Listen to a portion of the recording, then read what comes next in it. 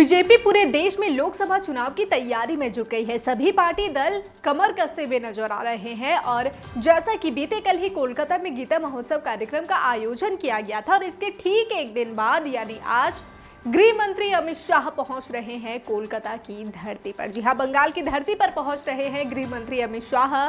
कहा जा रहा है कि ठीक एक दिन पहले गीता महोत्सव का आयोजन और ठीक उसके एक दिन बाद केंद्रीय गृह मंत्री का बंगाल दौरा काफी अहम माना जा रहा है लोकसभा चुनाव को देखते हुए। जी हां, मिशन 2024 में जुट चुकी है बीजेपी और ममता बनर्जी को मात देने के लिए बंगाल दौरे पर पहुंच रहे हैं केंद्रीय गृह मंत्री अमित शाह। बताया जा रहा है कि आज यानी सोमवार की रात को, जिस दिन क्रिसमस पूरे देश भर में मनाया जा रहा है, गृह मंत्री अमित शाह 11:15 बजे पहुंचने वाले हैं, जिसके बाद वह सीधे न्यू टाउन के एक लग्जरी होटल में विश्राम करेंगे और आगामी सुबह यानी मंगलवार की सुबह काली घाट के मां काली मंदिर में पूजा अर्चना करेंगे। कहा जा रहा है कि काली घाट में पूजा अर्चना के बाद सीधे वे न्यू टाउन के लग्जरी होटल वापस पहुंचेंगे। यहां दोपहर का लंच करने के बाद सीधे पार्टी कार्यकर्ताओं के साथ बैठक करेंगे। इससे पहले कहा जा रहा है कि नेशनल लाइब्रेरी में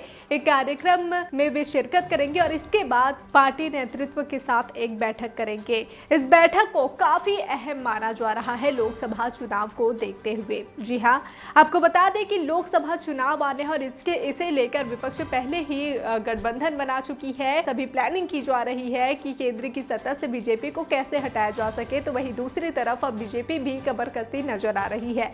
बीते कल भी हमने देखा था कि किस तरह से कोलकाता के ब्रिगेड मैदान में गीता महोत्सव का आयोजन हुआ था और इस ऐतिहासिक ब्रिगेड मैदान में एक नया इतिहास रच गया था। और उसके ठीक एक दिन बाद गृह मंत्री अमित शाह का ये बंगाल दौरा काफी अहम माना जा रहा है। गृह मंत्री अमित शाह आ रहे हैं, इस दौरान वे पार्टी कार्यकर्ताओं के साथ समीक्षा बैठक करेंगे और इस समीक्षा बैठक को लोकसभा चुनाव के लिए काफी अहम माना जा रहा है। बंगाल दौरे पर इससे पहले भी वह हाल ही में आए थे और इस दौरान उन्होंने धर्मतला में कोलकाता के धर्मतला में एक रैली का आयोजन किया था, जनसभा का आयोजन किया था। जनसभा के दौरान उन्होंने सीएम ममता बनर्जी पर जमकर निशाना साधा था। जी हाँ, उन्होंने बंगाल में राजनीतिक हिंसा, भ्रष्टाचार और तुष्टीकरण का मुद्दा उठाया था। साथ ही सीएए एनआरसी को लागू करने का भी जिक्र किया था। और बंगाल में जिस तरीके से एक के बाद एक घोटाले सामने आ रहे हैं, उसको लेकर गृह मंत्री अमित शाह ने मंच से सीएम पर और ममता सरकार पर जमकर निशाना साधा था। आपको याद होगा कि जिस दिन गृह मंत्री अमित शाह यहां रैली को संबोधित कर रहे थे, उसी दिन टीएमसी का विरोध प्रदर्शन अमित शाह के बंगाल दौरे के खिलाफ विधानसभा के बाहर देखने को मिला था। लेकिन अब एक बार फिर से गृह मंत्री अमित शाह कोलकाता पहुंच रहे हैं। ये दौरा लोकसभा चुनाव के लिए काफी अहम माना जा रहा है।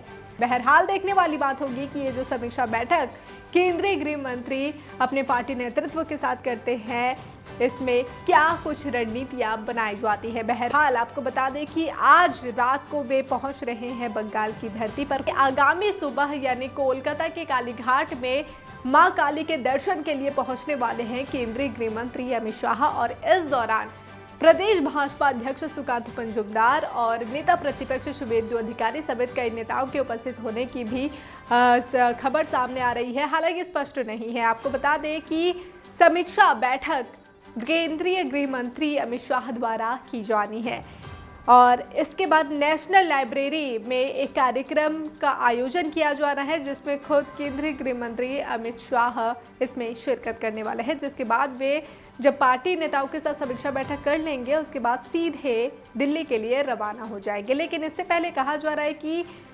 बंगाल दौरे के बाद उनका तेलंगाना दौरा, तमिलनाडु दौरा भी है, ऐसी खबर सामने आ रही है। 28 दिसंबर को उनका तेलंगाना दौरा बताया जा रहा है और 30 दिसंबर को उनका तमिलनाडु दौरा भी बताया जा रहा है। देखा जाए तो लोकसभा चुनाव से पहले बीजेपी कमर कसती हुई नजर आ रही है। हमने देखा था कि बीते 19 दिसंबर को इंडिया गठबंधन की बैठक हुई थी।